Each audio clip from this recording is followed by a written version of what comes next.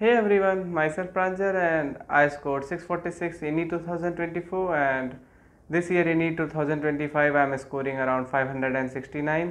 मेरी all India rank 5600 के approx है और I also cleared IISER aptitude test this year जिसमें मेरी ऑल इंडिया रैंक 1700 अप्रॉक्स है एंड मेरे जेई में 98.9 परसेंटाइल थी। My journey starts with class 11। जब मैं क्लास 11 में था तब मुझे कुछ पता नहीं था नीट के बारे में एनीथिंग, और मैं बिल्कुल सीरियस भी नहीं था अपने पढ़ाई को लेके। मैं फ्री फायर के लिए एडिक्टेड था एकदम। सो मैं फ्री फायर का इतना बड़ा एडिक्ट था कि मैंने पूरे साल बिल्कुल पढ़ाई नहीं की थी और मुझे बायो में चैप्टर के नाम तक नहीं पता थे। केमिस्ट्री में मुझे इलेक्ट्रॉनिक कॉन्फ़िगरेशन तक नहीं आती थी।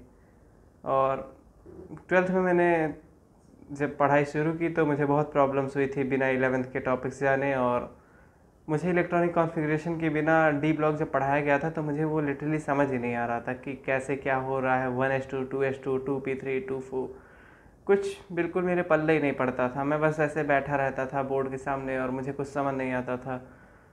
स्कूल में तो मेरी बहुत घटिया पढ़ाई हुई थी और मेरी स्कूल में 100% अटेंडेंस थी। मैं कभी गैप नहीं करता था। मैंने एक लोकल कोचिंग ज्वाइन की थी फॉर केमिस्ट्री, जिसमें उसमें भी मुझे कुछ समझ नहीं आता था।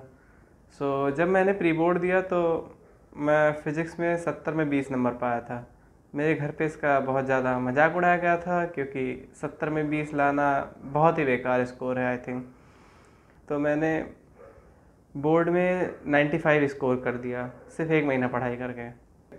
सो मैंने डिसाइड किया कि मुझे कुछ करना है, तो मैंने यूट्यूब वगैरह पे सर्च किया और गूगल किया तो मुझे नीट के बारे में पता चला।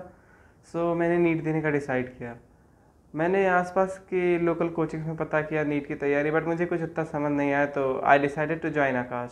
फर्स्ट डे गए हो आकाश कोचिंग में और तुम्हें लिटरली कोई कॉन्फिडेंस नहीं होता। ज़ीरो कॉन्फिडेंस में मैं उस कोचिंग में गया था और मैं बैठ के सोच रहा था कि मैं इन लोग से कैसे फ़ाइट करूँगा। बट जानते हो ना, टाइम चेंजेस एवरीथिंग। मुझे तो कुछ भी नहीं आइडिया था। मेरी 11th बर्बाद थी, 12th भी बहुत खास नहीं थी। किसी तरह मैं रट के परसेंटेज ले आया था अच्छे। बट भाई, real NEET is different from that रट्टा वाला कॉन्सेप्ट ऑफ बोर्ड। जब मैं आकाश में गया तो मुझे बिल्कुल कॉन्फिडेंस नहीं था कि मैं नीट निकाल लूँगा। बट स्टिल मुझे इतना पता था कि मुझे बस मेहनत करनी है, उसके अलावा मेरे पास कोई ऑप्शन नहीं था। जब टीचर्स ने पढ़ाना शुरू किया तो वो हमेशा एक एक ट्रिक्स बताते थे कि कैसे क्या पढ़ना है। हर चीज़ वो बताते थे अच्छे से। ऑफलाइन कोचिंग का ही फ़ायदा होता है भाई, तुम्हें बहुत कुछ सीखने को मिलता है कि कैसे क्या किया जाता है, कैसे क्या सीखा जाता है। मेरे केमिस्ट्री के टीचर ने बताया था कि जो तुम करंट टॉपिक पढ़ो उसको सेम डे रिवाइज करो घर जाके। और ये ट्रिक मैंने पूरे साल अप्लाई की थी। भले ही मेरा कल टेस्ट हो दूसरे चैप्टर्स का, बट मैं वो सेम टॉपिक सेम डे ज़रूर रिवाइज करता था, जो कि बाकी लोग नहीं करते थे। मेरी क्लास में कोई नहीं करता था, लिटरली सब लोग टेस्ट की तैयारी करते थे, बट मैं करंट टॉपिक का सेम डे रिवीजन कभी नहीं छोड़ता था। और ये मेरी लाइफ का गेम चेंजर हुआ क्योंकि मैं उन बच्चों से कम्पीट कर रहा था जिनके ऑलरेडी नीट में 400-500 आ चुके थे और मेरा ट्वेल्थ के अपियरिंग के साथ 270 मार्क्स आया था।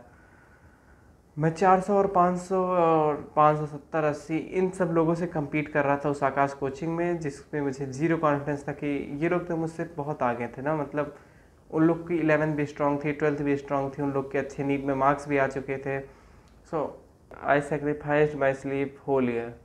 4 घंटे 5 घंटे मैक्स टू मैक्स, क्योंकि मैं जब तक पढ़ पाता था तब तक पढ़ता था। कितने भी बजे मैं सोता था, मैं 8 बजे तक उठ जाता था।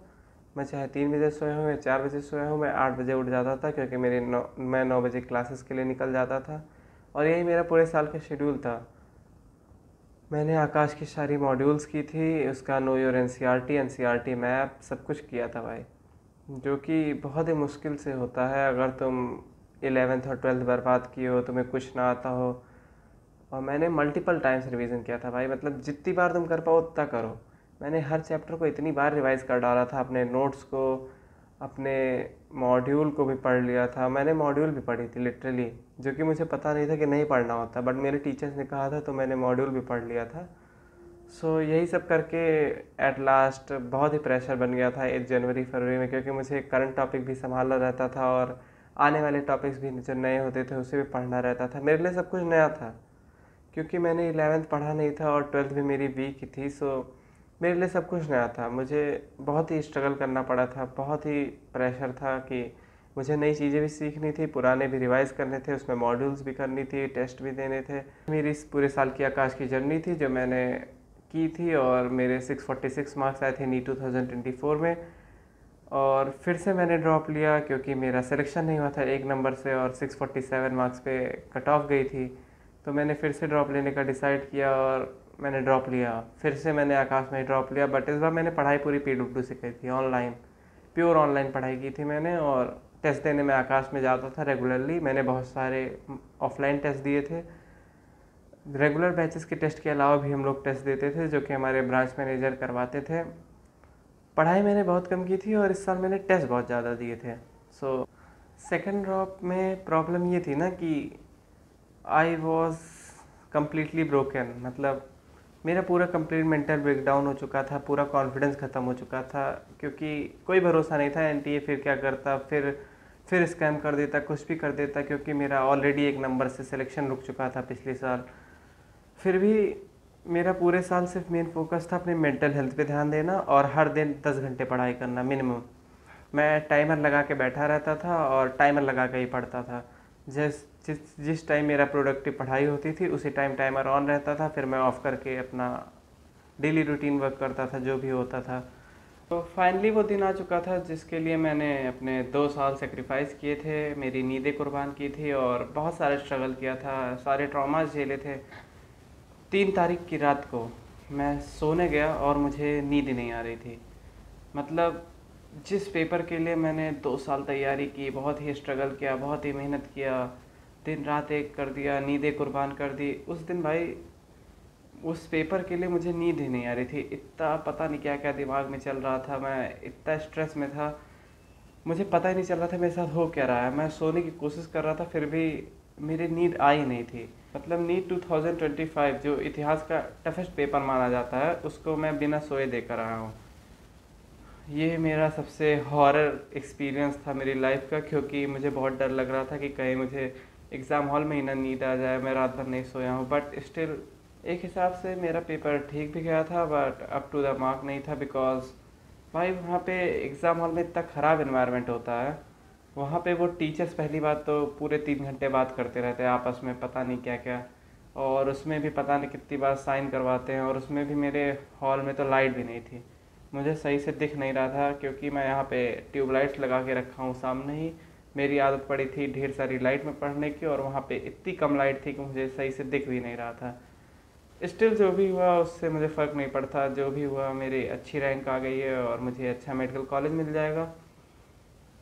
ये स्टोरी मैंने इसलिए आपसे शेयर की कि कई लोग पूछ रहे थे कि भैया आप कैसे पढ़े थे, क्या पढ़े थे। अगली वीडियो में मैं आपको बता दूंगा रिसोर्सेज के बारे में जो मैंने यूज़ किया था पूरी डिटेल में, और बाकी भी चीज़ें जो आपको जाननी है आप पूछ सकते हैं कमेंट सेक्शन में। Thanks for watching, bye bye.